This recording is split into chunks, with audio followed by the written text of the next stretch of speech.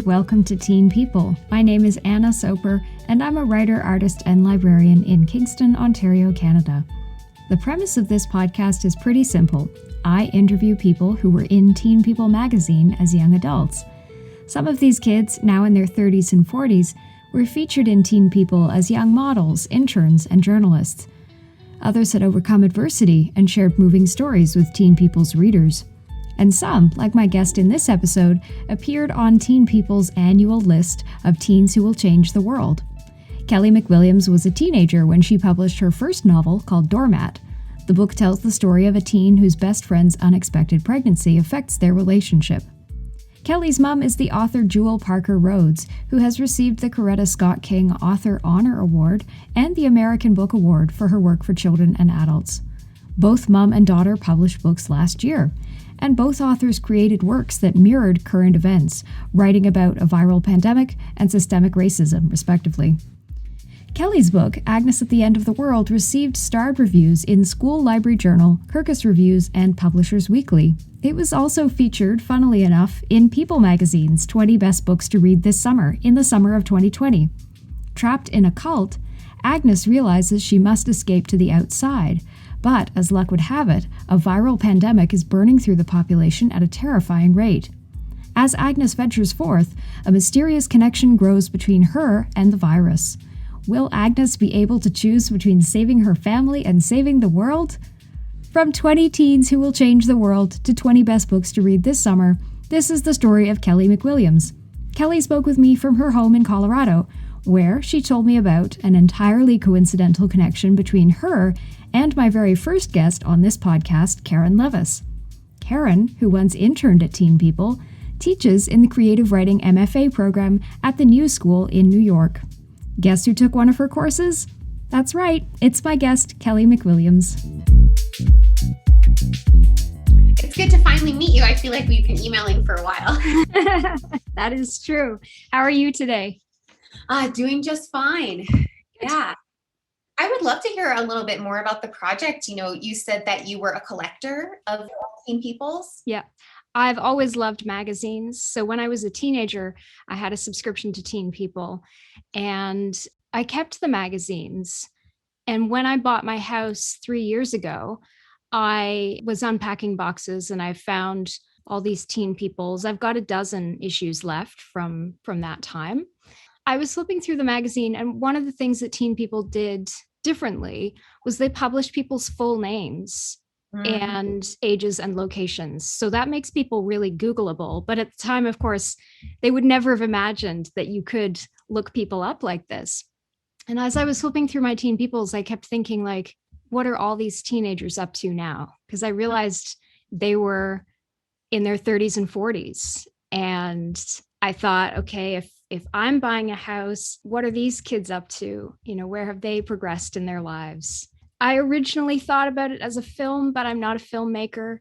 I thought a documentary would be cool. I kind of shelved it for a couple of years. And then as we were sort of inching towards the first lockdown last year, I started seeing these articles online about like the best podcast to get you through quarantine. And I realized, I could just turn this into a podcast. And that's sort of how it began. So Karen was actually the first person that I emailed, and she was so great. And because she had just published another book, she was excited to talk and share that with me. And so I've just been sort of gradually emailing people and reaching out to them and hearing people's stories. That's amazing. And I think I told you I took a class with Karen at New School on children's writing. And I had no idea she had also done the Teen People thing. Yes, that's true. That's true. I mean, isn't that funny that you both were in that orbit and had no idea? She was great. She's like still one of the, sweetest people in the world. I should reach back out and try to connect with her. But, I was interested in trying to write for younger ages, and she knew so much about that. And she's a great teacher. Yeah. I'm sure she is. I would love to take a class with her, actually. And I really love children's literature. Before I became a librarian, I was a library assistant, and I worked in the children's department at my local public library. and was reconnecting with books from my childhood that I'd sort of forgotten all about and rereading them with fresh eyes. And I was discovering new books that weren't published yet when I was a child. So I was, reading them for the first time. So I'm sort of a firm believer in adults reading children's literature, because I think it's good for you, but it's also just a special way to reconnect with your young self. I totally agree. Yeah, it's a special literature for sure. Mm-hmm. And I realized when I was Googling you, your mom's name was super familiar. And I realized that I've read one of her books. I read Ninth Ward. Oh yeah, Ninth Ward was her very first children's book. And she wrote it after Hurricane Katrina. And I still remember when she was working on it, she was so nervous she didn't know if she could write for children. And then it was, such a wonderful book. And I think I worked on her blog for a little bit, which we called Lanisha Says, because the main character was Lanisha.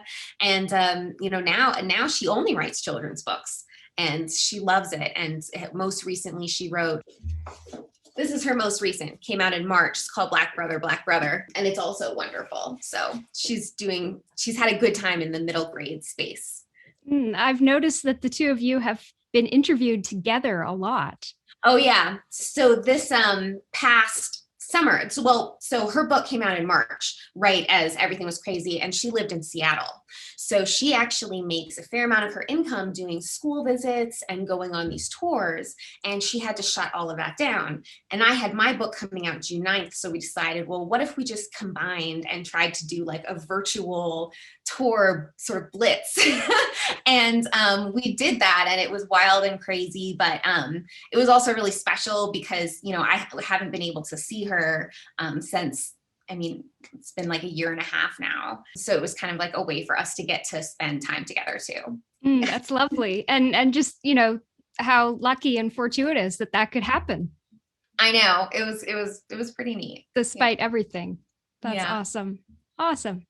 Well, say hi to her for me. And I enjoyed her book. I will mention that to her. Yeah. I actually, when I went to library school, I had a professor who's Canadian, but he lived in New Orleans when Hurricane Katrina happened. And he spoke about that time with what sounded like PTSD. Yeah. And I actually recommended that book to him. Wow. Yeah. I love that. That's amazing. I don't know if he ended up reading it, but it just seemed like, again, children's literature can move you and heal you even as an adult. Totally agree. Yeah. So I have started reading Agnes at the End of the World. I just got it from the library. Oh, thank you. So far, I'm finding it a real page turner, and I'm looking forward to finishing it and seeing what happens. Oh, I'm so glad. Well, I always, I'm sure you know from the back, I always give a trigger warning. There is a pandemic in it. I know. I think you found that out by now, but yes. It would be interesting to know if you could have a parallel universe, how your book would have launched if this had never happened. It's I wonder about that sometimes.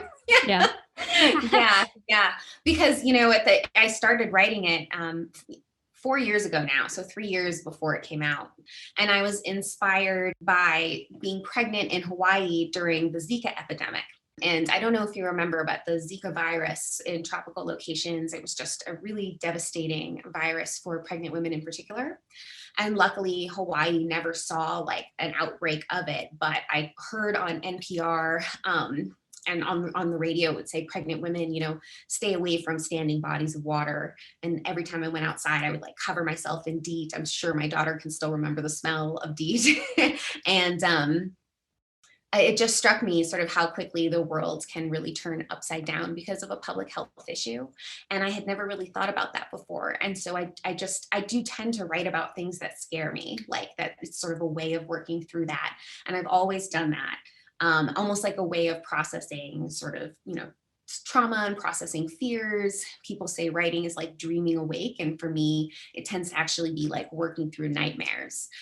So I found it very cathartic at the time to work through my fear of a global pandemic, not knowing that, by the month that it came out on June 9th, we would be in the grips of this really devastating, really close to home pandemic, and the experience of marketing it has been interesting, because up until March or April, the talking points that I was preparing to discuss the book were all about the cult, because it's a cult pandemic mashup. And I thought, well, naturally people will be more interested in the cult. That will seem more timely and more relevant, right? And then, that pandemic comes around the corner, and it was just a wild experience. Right. I remember in the very early days of lockdown, because I'm a librarian, I would talk with colleagues. I would say, think about the literature that's going to come out of this, like the first post-pandemic novel or the nonfiction. And now I almost feel like I don't want to see those books. But I do think that the book industry, I do think that there's going to be a way of grappling with what's happened in the future. We are going to see a wave of that kind of literature. So it's sort of fascinating to think that you've sort of accidentally become one of the first. Yeah, I mean, I really think, that literature, when we as a culture sort of process what happens, I think who it will be really useful for is like the children who are growing up now, who weren't sort of in the thick of it, but will always have, moms and dads and grandmas and grandpas telling stories about this time. I think those will be the people who it really kind of sings home for. And mm-hmm. I do think that there will be some really great masterpieces that come out of this. Mm-hmm. Yeah, as a librarian, it's exciting to think about what's going to come. As a reader, though, I think I might choose to read other things before I get into that literature. But you're right. I think for the younger generation, that might be their entry point, or something that helps them answer questions, because they'll have grown up in this time and little things will stick in their mind. And then maybe years later, they'll say, oh, that's how that went. Right. Yeah, I think it'll be similar to sort of the literature of the Great Depression, that, the people lived through the Great Depression and they had these stories, and grandmas and grandpas were, still stocking their pantries with 20 years worth of corn, yes. And the grandkids like trying to understand that and their experiences in their lives and learn from it, read these wonderful books. Mm-hmm. It really is a reminder of how short life is, and, not to put off the things that you think you'd like to do, because nothing's guaranteed. It's so funny because my life in some ways has been really punctuated by viruses. When I decided to get pregnant in Hawaii, I was younger. I was 29 and one of the first of my friends circle to be starting a family. And the reason I decided to do it was because we had spent some time on the Big Island, and I had been infected with what we think might be dengue fever, but had never been confirmed as such. But in any case, I got bit by a mosquito and I got really, really sick. And it hit home to me. Life is short. And if you want to have a kid, you should maybe do it now. Like, why put it off? And then, during my pregnancy, there was this Zika epidemic. And then as the book came out, there was COVID. So yeah. Wow. What next? I know, right? I've taken a look at some of the blogs you've written and some of your interviews as well. And some questions and thoughts have come up for me as I've done that, and also as I've started to read the book. One thing I thought was interesting, you said in a blog, I haven't watched television in over a year because I'd rather be reading. So I was curious, what are you reading now?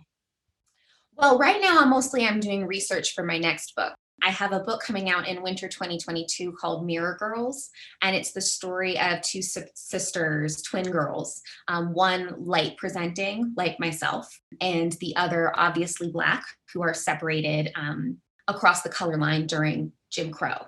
They live in Georgia and they are split up because their coloring is so different, and their parents were murdered for being a mixed couple. So I most recently, and the story is, they reunite to sort of unravel this great mystery in Georgia. And it mostly takes place in about 1953. So the last book I read was pretty grim. It was a history of the last mass lynching, the Morse Ford lynching in Georgia. And then I started also a book this morning about the civil rights struggle in New York, because one of the sisters comes down from New York. And that's been really fascinating to be reading about freedom riders. But I would say it's not totally true that I never watch TV. I mean, it's rare that I watch TV, but I watch movies. And I'll watch things that stand out to me as something that can help me as an artist. Like, so when Lovecraft Country came out, before I was able to get the book from my library, I took a look at the first episode of that. But for me, sort of like the consumption of media, I guess it's kind of always about my work in a way. So I tend not to want to watch things or engage with things that I don't feel are contributing to the work that I'm doing. Yeah. And have you started writing this book, or are you still in the researching phase? The book actually just went to copy edits on Friday. I don't actually want to research too much when I get started. I read a lot of fiction that'll be sort of set in the same place or with some of the same ideas, or just something that resonates with me. This story has a lot of ghosts in it, so I read a lot of really fun young adult ghost stories. I don't really want to know too many facts because sometimes they get in the way. So I like to write the book and then do my research sort of as the book comes back from copy edit. So in about 2 weeks, the copy editor will get back to me with sort of all my mistakes that I've made. And then I'll start layering in a few other things for historical context, a few other facts, like make sure I get all the trees right that grow there. But yeah, it's my process is just a little wacky. Well, you said finishing a book is really like running a marathon. I'm still stunned I pulled it off, and you're a better person on the other side. Yes. And it's, and I always forget how hard it is. So this time for Mirror Girls, I had thank you for reminding me and reading it. I should get that tattooed somewhere because I forgot how hard Agnes was. Writing Agnes was one of the most difficult and also most rewarding experiences of my life. It is really draining. The book that I was in Teen People for, the doormat, and I have the little sticker. It says one of Teen People's 20 teens who will change the world on there. But this is the only easy book I ever wrote. It just came out one summer, sort of all in a rush. It was like my magic book. But I guess I only get one of those because every book since then has been, like, whoops, and there it goes, like breaking rocks with other rocks. And of course, there's some wonderful, joy mixed in there too, that I guess runner's high, if you want to go with the marathon metaphor. But it's grueling. It's grueling work. Sounds like it. Could you tell me just briefly about Doormat? Sure. Doormat is the story of, I want to say 15-year-old girl, or 14-year-old girl. See, that's the thing. When you write these stories, like you start to forget them. I'm already sort of kind of forgetting Agnes, and I'm going to be doing more tour for it when the paperback comes out. And I'm going to be like, what story was that again? But 14-year-old girl named Jamie, whose best friend becomes pregnant. It's about a girl who's sort of working with her friend to try and solve this terrible problem that they have to face while they're still young and in school. And it's her own coming of age, also stepping out of her friend's shadow and becoming her own person. So it is a contemporary story. There's a teen pregnancy in it, which is sort of more of a trigger, I think, maybe in the 90s than it is now. But it used to be something that I would warn, parents would like raise their eyebrows about. But it's a sweet story with a sort of fun, sarcastic narrator, and you can still find it out there in the world. Yeah. It is interesting to think about that trajectory, because I was thinking about that too. Like now the trend is sort of dystopian. And then at the time it was all like teen pregnancy drama. Right, like the problem novel. Yes. What they called it. Exactly, the problem novel. And you really don't see as many of those anymore. No, it's true. We've like shifted our attention as consumers and readers, and publishing knows this, but we've also shifted our attention in terms of the things that we're scared of for our children. True. Yeah. And I have theories about this. It ties into like climate change and just we're all thinking more globally than we used to. You said it really well, that the things that scare us are different. Tell me a bit about the Teen People experience. I only found out about it sort of after the fact through my agent. And my agent is the same agent that I had then. Cool. And he just told me about it. He was very excited. He said, you get to take a trip to New York. And I did. And he sort of like, he met me outside of the building where they were going to have the sort of event and the gala. And then later on, we went to Los Angeles to take photographs. It's so funny. I haven't thought about that time in my life in so long, but it was really exciting. I got to meet the editor of the magazine. She gave a little talk to us. I got to hear a little bit about, each winner at this gala event. And then when they did the photographing in Los Angeles, I got to meet two other people who were there with me and like get my hair professionally done for like the first and only time. And but no, it was a wild experience. And how did you feel meeting the other teens who will change the world? They were amazing. It was amazing. And there's one that I still think of regularly and tell people about, and it's kind of a silly reason. There was a young man who tested the water on airplanes, like the water that they give you, and found that it was basically sort of sewage or sewer water was contaminated, and that they'd been sort of refilling their water bottles with the tap water on the plane, which is not filtered and not clean. It's amazing that he did that as a science project, that he sort of like had the initiative to do that. And I remember him telling me about it. And to this day, I tell people, don't drink the water on a plane. That's such a great story. I've read about him. I'd love to have him on the podcast. I would be so curious what he's doing now. Yes, I'll try and reach out to him, and we'll see if we can get an episode with him. So Teen People described you as a teen who will change the world. How are you going to be changing the world? Oh yeah, I mean, that is, TBD. That's after the teen. So the Teen People thing is really interesting because a lot of the kids are essentially prodigies, which is a weird thing to be. And there's some fallout from doing big things sort of early in your life. When I wrote Doormat, it was published by Random House. It was a big deal, a serious deal. I didn't really understand that at the time. And I remember feeling mostly terrified that my friends would read it. And of course, now I have the wisdom to know your friends rarely read your books. So, like it's okay, but, it was a book about high school, and it was based on some people that I know. And I also lacked the wisdom to know that people never recognize themselves when you put them in books. But I was just terrified. I was a teenager, and I had so much anxiety. I was on CNN, and I threw up before, and it was so it was an exciting and a thrilling thing, and it opened so many doors to me and gave me so many experiences that I'm very grateful for.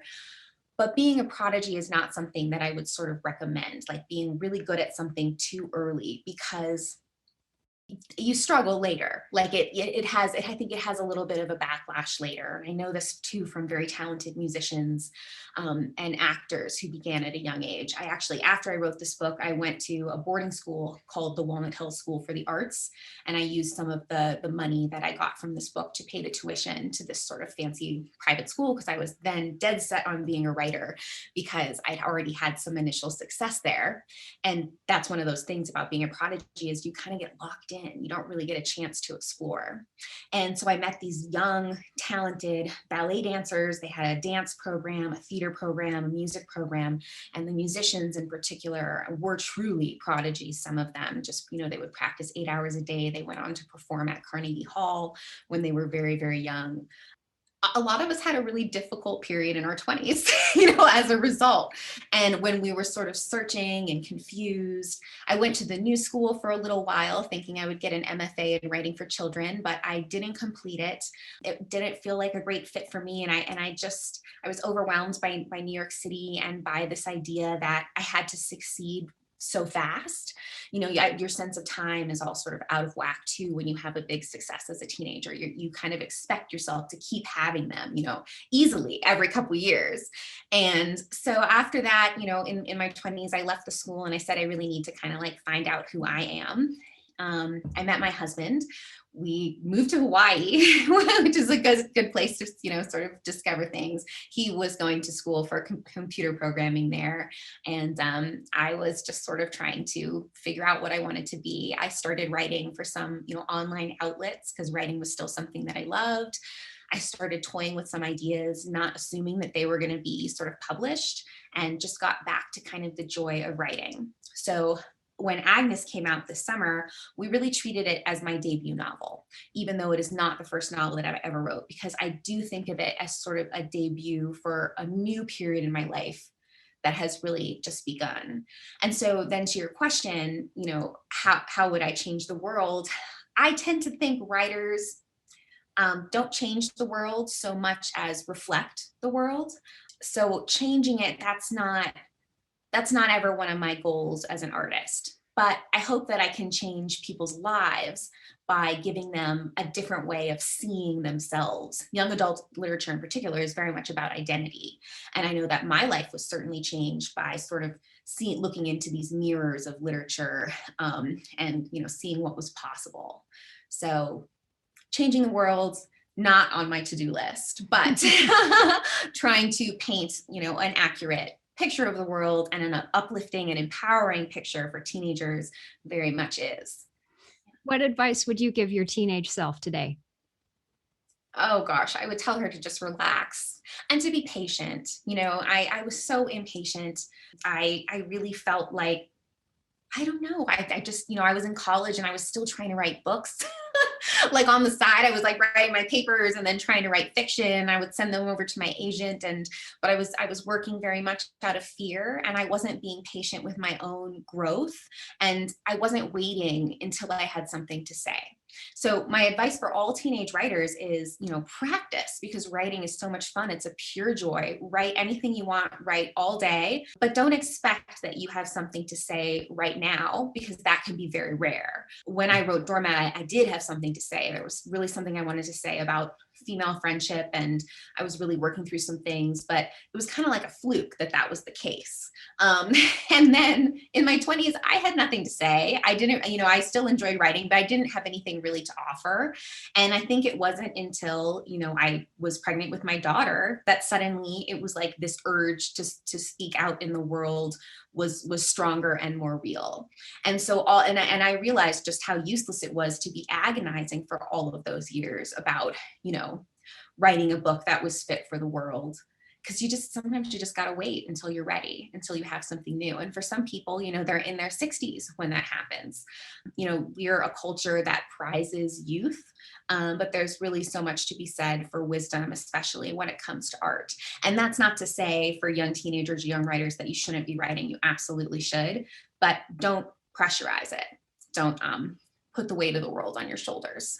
Yeah, there's enough weight as it is when you're young. Exactly. Yeah. I like that. That really dovetails with something that you've said in a Q&A. Know that your best work is waiting for you to catch up to it. Wow, I don't remember saying that. Thank you. That's so cool. Yes, it is. And that's also, I think, as an artist, like a way to just live hopefully, that your best work can always be ahead of you. But yeah, there are also a lot of things that you have to learn in terms of Mirror Girls. As you may notice, Agnes she's white. She comes from a cult where people are very white. And I think I was writing about issues of identity, sort of toying with issues of identity, writing about the cult and the escape from the cult and sort of that idea of self-determination. Who are you going to be? But I was not ready to write about my own biracial identity. I wasn't able to sort of like turn the camera lens and look at it directly.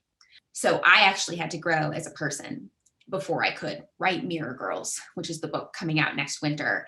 And one of the ways that I grew as a person was writing this book. I met a lot of other authors. I got to do this tour with my mother, who had written about having a light-skinned child and a dark-skinned child in Black Brother. And I just started to learn also during this summer of racial reckoning, sort of how to think of myself as a Black woman and how to manage the fact that I present as white to many people. And, I'm 33. That's a long time to be sorting out your identity issues. But we are all so many facets of so many different things that, give yourself that time. And so I really felt like writing Agnes and sort of promoting Agnes got me ready to write the next book. Yeah, I think that's an interesting point, because we were talking before about how the timing of Agnes at the End of the World coming out as we were starting to descend into a global pandemic. But the other thing that happened last year was the Black Lives Matter movement revived around the US and Canada too. Yeah, no, it was a wild and heartbreaking summer. And I knew that I had to sort of write about the past and racial history and look at things sort of head on. In my bio for Agnes, it says, I think that I'm a mixed race writer. And I just no longer identify as mixed race. Like, I identify as a Black woman. One of the things that I tried to do this summer was practice kind of anti-passing. You know, if I heard someone making a comment in the grocery store, I would turn around and say, like, I'm Black, you know, like, you can't say these things around me. You know, I don't let things slide as much anymore. We've all been very galvanized and in personal and in bigger ways. And I am not an activist, but I am an artist. And so I do try to respond to things through art. But yes, it's been quite a year. It sounds as if your creative practice intersects with current events. I think it does. I think that writers and artists in general can be a little bit like a sponge, and you sort of soak up everything around you. And that's actually even more reason to wait, because the more you soak up, the more you have to draw from. And you don't always know what's going to matter when it comes time to write. Like, you can take an adventurous trip through Europe thinking, oh, I'll find something wonderful to write about, but you really might not. You know, it might be, you know, the newspaper article you read one day at breakfast about some small local thing that sticks with you, or it might be just sort of living through various viruses. You know, you really, it's impossible to say. Your unconscious mind is doing a lot of work, which is a way in which you're writing even when you don't know it. So, yeah. Oh, that's a fantastic line. Yeah, my mother really truly lives by that. She writes rarely. I tend to write every day, whereas she'll sort of maybe touch in for 15 minutes one day and then go off and live her life, and 15 minutes another day. And this is a woman who's now publishing her 17th book. Okay. So it's like she still gets it done, but she has this really relaxed attitude. And she says it's because she's kind of getting it right the first time, because when she steps away from the project, her mind is still working on it. And she's still absorbing things and responding to them and thinking about plot problems. And yeah. I had some thoughts as I've started to read your book.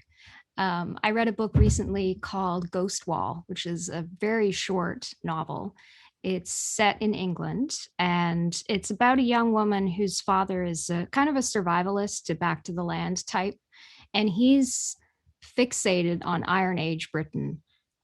And particularly fixated on the ritual sacrifice of young women. That sounds amazing. Yes.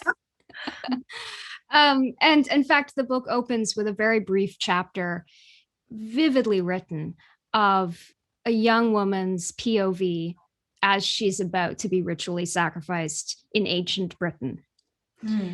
Then it cuts into the present day, and the story unfolds from there. The other thing that I was thinking about was the Salem witch trials. For me, I actually, although I'm British Canadian, I have American ancestry through my father's mom, whose mother was American. We have an ancestor who was tried as a witch and was killed during the Salem witch trials. Reading your book is making me think about what we've been talking about lately, the press intrusion of famous young women. And how that's threatened their safety, their livelihood, their ability to move freely in society. That is so fascinating. I love that the sort of historicity of that goes back so far for you, and that it's resonating on those levels. One of the things about my current writing is that I'm always very interested in sort of multi-generation stories. And so I love that. I just think that that's such an amazing connection. But yes, like, one of the things that this book, right, you know, I write about the oppression of women because it makes me so angry, you know. And actually, you know, this daughter of mine, I keep talking about her, but she, you know, really is the reason that the book exists. She was actually born on election night in 2016. I didn't know who was president because I was in labor for 36 hours. And I woke up, you know, after, and I said to my mom, you know, so did we get my daughter a female president for her birthday? And her face just fell.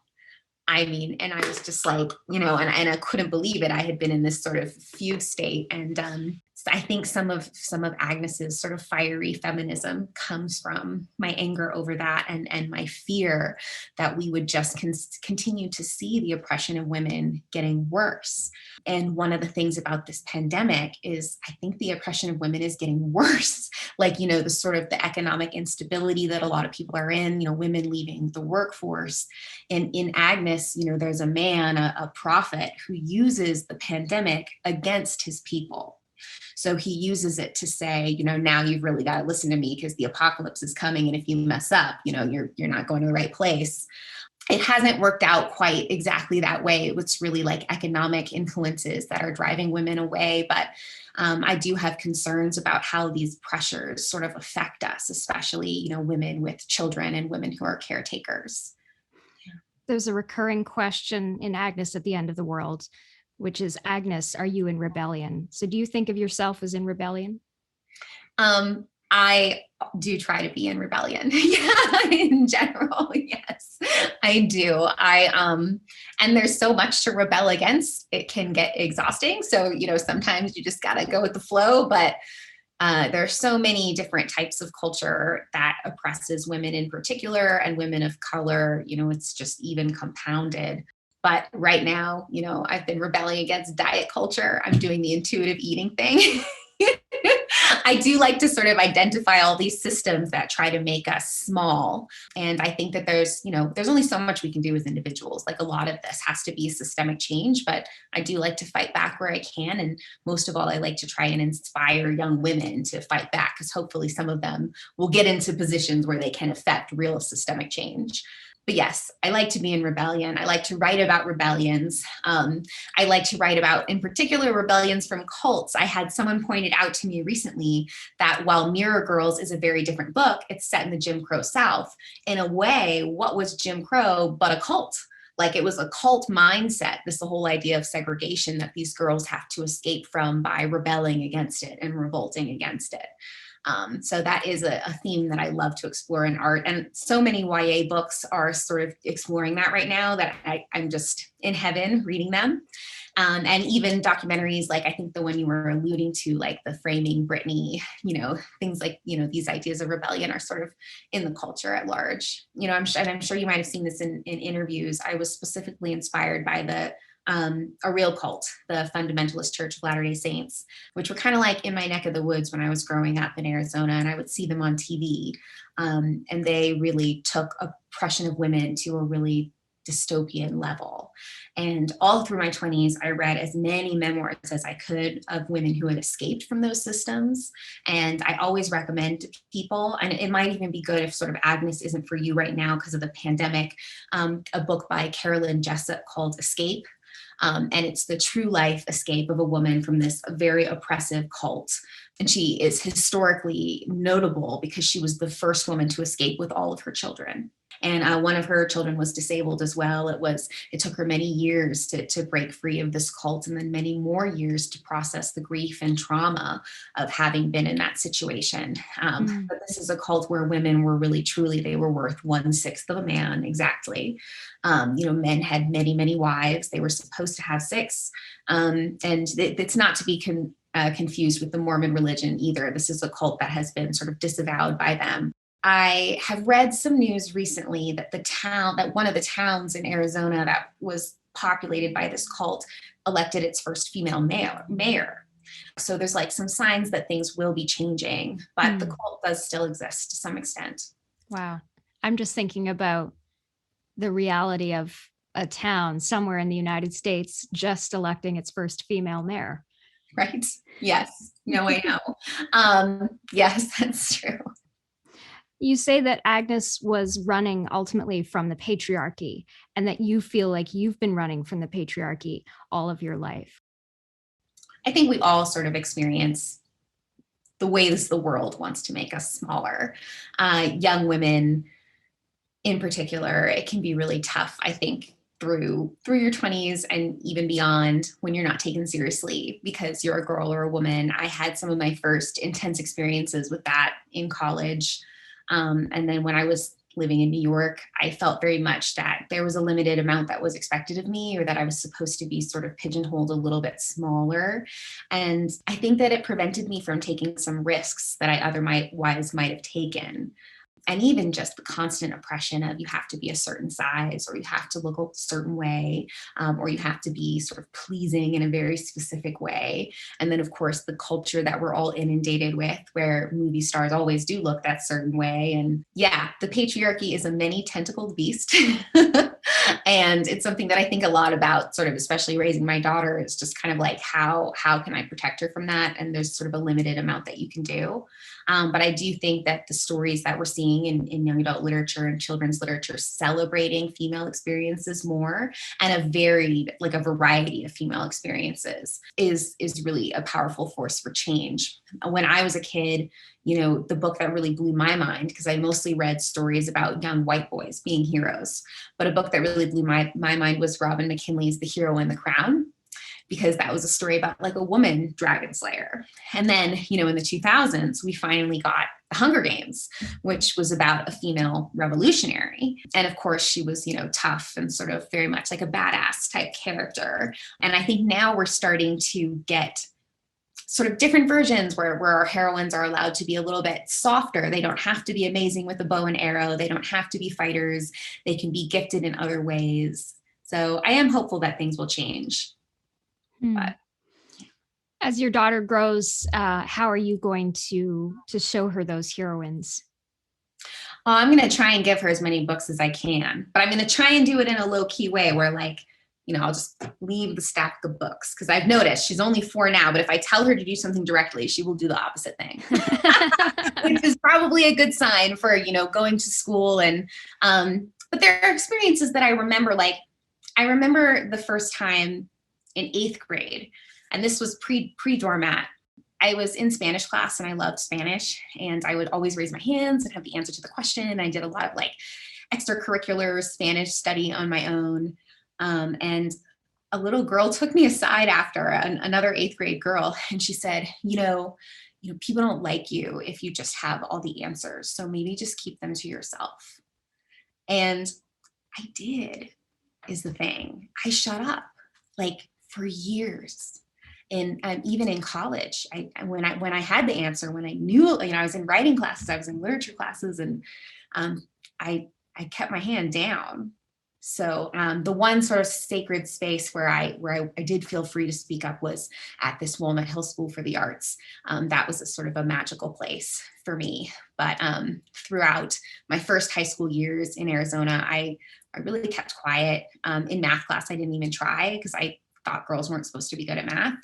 And actually, I even had a teacher who said that. So I was like, well, then why do the homework, right? But I specifically remember that little girl saying that to me, and I recognize it now for what it was that she had some internalized misogyny, even at that young age, that she wanted to sling at someone else. And I'm really ashamed to say that it was so effective. And even the title of that book that I wrote, Doormat, it's about a girl who lets herself be stepped on, who lets herself be walked over. And that girl is always going to be living inside me, but I hope that by the time my daughter goes through school, we'll all be more aware enough that maybe those things will happen less frequently. Mm-hmm. I can't speak to it yet, because I sort of don't know. Mm-hmm. And I have already noticed differences at the playground. Like, the girls will be in dresses and flip-flops, things where they can't climb as easily as the boys. Little girls, people are more likely to say, be careful, And even me, I'm more likely to say, be careful to my little girl than I would to like the little boy that I'm watching. I watch my friends' kids sometimes too. And so, yeah, it's going to be hard to shake. Even in Agnes, it's not just the men who are doing the work of oppression. Women have to buy into it. And so she has the Sunday school teacher, Mrs. King, who breaks her knuckle for daring to say that she hears the voice of God, and the society sort of wouldn't function without that. And that's not to say, anything bad about women. It's just the way oppression works is by getting deep inside people's souls so that it can continue to recreate itself. Mm-hmm. And even where I'm at in the book, Beth has resigned herself to marriage as a 15-year-old to a man who's as old as her father. Yeah. Beth and Agnes, they have very different paths sort of towards, liberation. And it's, that was fascinating to write about as well. Just this sort, because I have, I've met in my life, women all have to deal with this, and we all kind of deal with it in different ways. And I think it's fascinating. Where do you see your work as a writer going next? Do you think you'll still keep writing for young adults? So I, besides the young adult project, I also have a picture book coming out, hopefully sometime next year, co-written with my mother. And it's going to be called, we don't have a pub date yet, but it's called Soul Step. And it's going to be about like the step and formation stepping. And I'm really excited for it. So that's my sort of first time dipping my toe into that. And then actually, I kind of want to take a break from young adult writing just for a short period to try my hand at middle grade. I have always loved middle grade books, and I think that they're some of like the most powerful books that we encounter in our lives because we encounter them at just such a special age. Like I still remember reading Tuck Everlasting, when I was a middle grader, or like The Watsons Go to Birmingham. So I have a story that I'm sort of kicking around in my head about, a Black girl who goes off to boarding school. And so I think I'm still experimenting. I think that I'm still young enough in my career that I'm going to see what happens. But what I say in my bio is true. Young adult literature is special for me. And sort of if you set me loose in a library, don't do a bookstore because then I'll just spend way too much money, but in a library, it is the young adult books that I'm, snatching up. So, interesting. Yeah, I love the idea, the way people reckon with identity. That's the most fascinating thing in the world to me. I love reading nonfiction sort of about those issues too, but young adult literature has been where the magic happens for me for a long time. I think you're lucky also that, like dystopian literature, which has been quite successful in the last few years, young adult literature is sort of on fire too. It is. Yeah. And yes, and in many different directions. So I'm a genre hopper. So I wrote a contemporary with Doormat. And then Agnes is sort of dystopian with a little, magic thrown in. My next one is a historical fiction / ghost story. And, the one after that, I want to be sort of a contemporary coming of age. So I like to try different things. That's the main thing. I like to try new types of stories. And I think it's been said that science fiction as a genre in particular has been a way for people to grapple with some of the big questions that we have as humans. And so I wonder if we're seeing that in YA, in dystopian literature for teens, and as part of that publishing trend in the last few years. Oh, that's so interesting. Yeah, no, I love that. I mean, I think science fiction is also very healthy in sort of adult literature. I think one of the main things that we're seeing that I'm loving is kind of like the Black Renaissance. And I personally trace it back to the movie Get Out. I don't know if you ever saw that American movie where, we'd had all these horror movies, and I am sort of a person who enjoys a good scare. We'd had all these horror movies, and they always featured sort of like white girls usually. And then we had this sort of Black take on it that was like so refreshing and so new because those voices had gone unheard for so long. And then I think we see that sort of in every genre of literature, from like N.K. Jemisin, her sort of Lovecraftian horror that she's doing, taking these old stories and putting a different spin on it. Colson Whitehead with the Underground Railroad and Nickel Boys sort of doing historical fiction in this whole new way.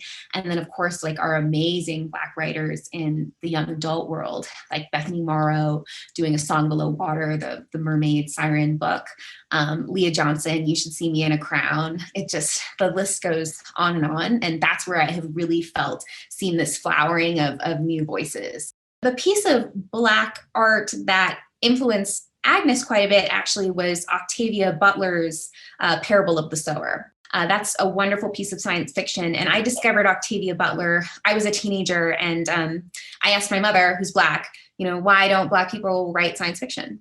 And she was just like, girl, like they do. Like they're just not famous. And, so she gave me Octavia Butler, Parable of the Sower, and I read it. And I was like blown away. And if you ever read it side by side with Agnes, you'll see the similarities. It's about a young girl who sort of anoints herself as someone who can hear this supernatural voice and, sets out to become a revolutionary leader in a super oppressive society. Have you read Nalo Hopkinson? Nalo Hopkinson, I read her, but it's been a while. It's due for a revisit. I took a course with Nalo Hopkinson when I did my BFA. So cool. And so in Nalo's course, that's when I sort of was aware of Afrofuturism as a concept, as a genre. That's amazing. Yeah, I will have to do a revisit really soon because I'm always looking for new Black writers. A book that I've been recommending since it's Black History Month is How Long Till Black Future Month by N.K. Jemisin. And it's Afrofuturism, but it dips into the past. It's science fiction. There's ghost stories. It's a collection of stories. And she tends to take well-worn tropes. She's apparently a big Star Trek fan. These well-worn things we've always seen, those kind of Twilight Zone stories where the default is always to be white. Mm-hmm. And she puts this sort of Black spin on it. And I'm just finding it really powerful. Mm. Yeah. This has been such a fantastic talk. Thank you so much for having me, and thank you for doing this. I will definitely listen to the other episodes, and I'm so curious to hear what you find. So thank you for including me. Thank you. I'm so glad to talk with you. So glad you were interested. Well, thank you. It was really a pleasure to meet you. Nice to meet you too. Have a great day. Stay safe. You too. Bye. Bye.